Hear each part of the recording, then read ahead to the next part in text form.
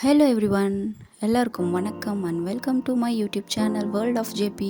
First of all எல்லாருக்கும் happy Ugadi. இந்த video ரொம்ப ரொம்ப ஸ்பெஷலுங்க. ஏன்னா எல்லாருக்கும் அந்த ஃபர்ஸ்ட் ஒன் அப்படின்னு சொல்லுவாங்க இல்லையா, அந்த மாதிரி நாங்களும் இன்னிலேருந்து இதுதான் எங்களுடைய ஃபர்ஸ்ட் யூடியூப் வீடியோ.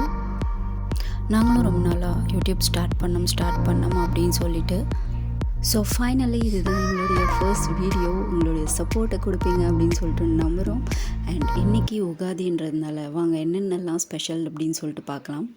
இந்த வீடியோ ரொம்ப சிம்பிளாக தாங்க இருக்கும். நாங்கள் ஃபர்ஸ்ட் எப்படி உகாதி செலிப்ரேட் பண்ணுறோம், என்னென்னலாம் பண்ணுறோன்னு பார்க்கலாம் வாங்க. ஃபர்ஸ்ட் வந்துட்டு நம்ம கோலம் போட்டுட்டு நெக்ஸ்ட் வாங்க நம்ம போயிட்டு பூ பறிச்சுட்டு வரலாமா, வந்து நம்ம சாமிக்கெல்லாம் வைக்கலாம். அண்ட் இது எல்லாமே நம்ம தோட்டத்திலேயே பறித்த பூவுங்க. நம்ம தோட்டத்தில் என்னென்ன பூவெல்லாம் இருக்கோ அது எல்லாத்தையுமே பறிச்சுட்டு வந்தாச்சுங்க. அப்புறம் இந்த உகாதியை நம்ம ரொம்ப சிம்பிளாக முடிச்சாச்சுங்க.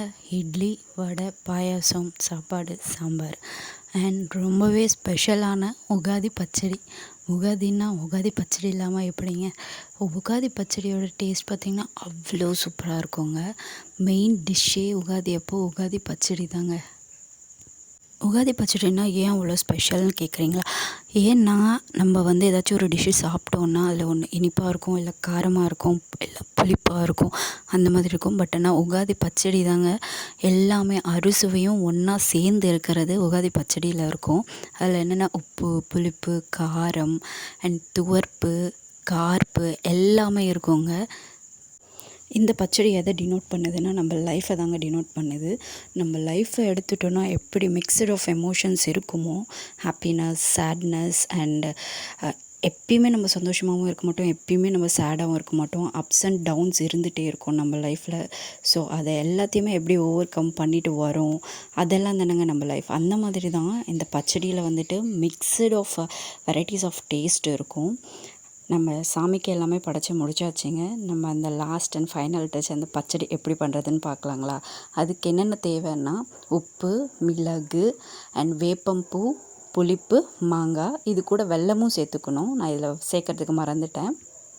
இப்போ வந்து நம்ம புளியை கரைச்சி அந்த புளி தண்ணியை எடுத்துக்கலாம்.